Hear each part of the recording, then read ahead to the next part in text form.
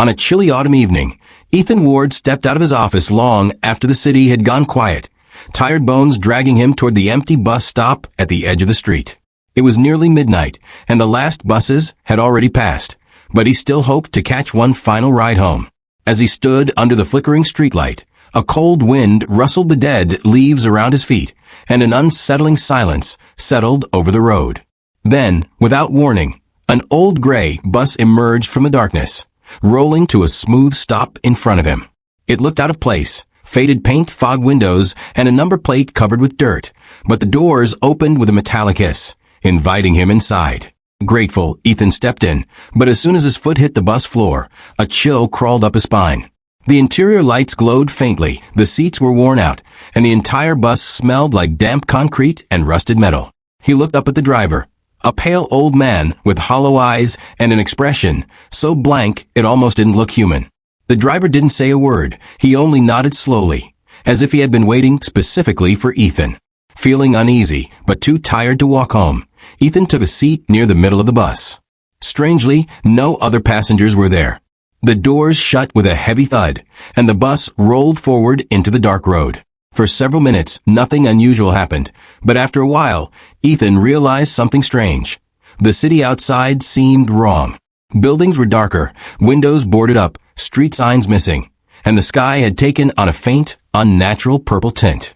He leaned toward the window, noticing that pedestrians on the sidewalks moved oddly, shuffling slowly, heads down, not reacting to the bus at all, as if they couldn't see it.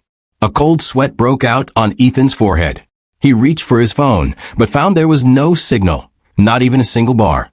He tried calling the driver, but the man didn't respond and didn't even move, his hands stiffly fixed to the steering wheel.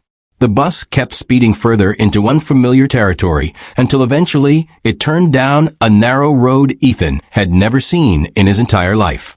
The street was lined with identical houses, each with dark windows and tall, unmoving shadows behind them. A sense of dread grew inside him as he noticed the bus was gradually slowing down, as if preparing to stop at one of the houses. "Hey," Ethan shouted, his voice shaky. "This isn't my stop." The driver didn't react. The bus stopped anyway, the doors opening with a slow creak. Ethan didn't want to get off, but a strange pressure, almost like invisible hands, pushed him forward. He stumbled out onto the cold pavement. The bus doors shut instantly, and before he could say a word, it sped off into the darkness, leaving him alone in that silent street. Ethan turned around and realized there was someone standing in front of the nearest house, a tall, thin figure dressed in old-fashioned clothing. The figure's face was hidden in shadow. "You're late," it whispered, voice dragging like broken glass. Ethan's legs froze, panic gripping him as the figure stepped closer. The shadow lifted its face, and Ethan saw nothing. No eyes. No nose. No mouth. Just smooth, pale skin stretched tight like wax. Ethan bolted, running as fast as he could down the street, but no matter how far he ran, the houses remained the same, repeating endlessly. The road looped into itself like a maze. The faceless figure glided after him, its footsteps silent. Desperate, Ethan screamed into the empty night, praying for someone, anyone, to hear him. Suddenly, headlights flashed behind him.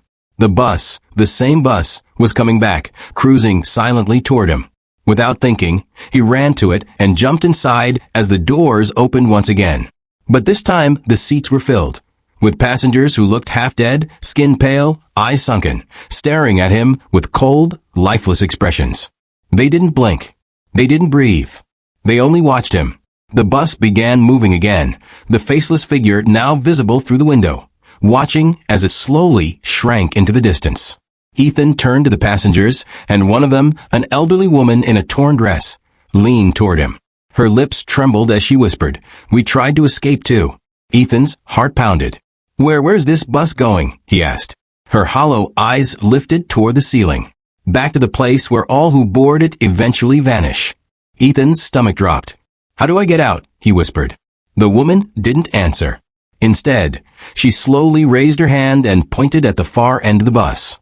Ethan turned and froze. The driver was no longer human. His head had twisted backward, his mouth stretched unnaturally wide, and his eyes were pure white. The bus sped faster, lights flickering violently, and Ethan realized something horrifying. The city outside had completely vanished. There were no streets anymore, no buildings, just an empty black void swirling like smoke around them. The passengers' faces were melting, their bodies dissolving into a ghostly mist. The bus kept going, deeper into the darkness. Ethan tried to run toward the back door, but the floor turned soft, like wet clay, gripping his feet. The air grew cold and heavy. Ethan screamed for help, but his voice drowned in the roar of the engine. The last thing he saw was the driver slowly turning his head, full 180 degrees, staring directly into his soul. "Your ride ends here," it whispered in a voice that wasn't human. And then everything went black. The next morning, when the city woke up, no one noticed the old gray bus quietly pulling up to a different stop. The doors opened, waiting for the next passenger. Ethan Ward was never seen again.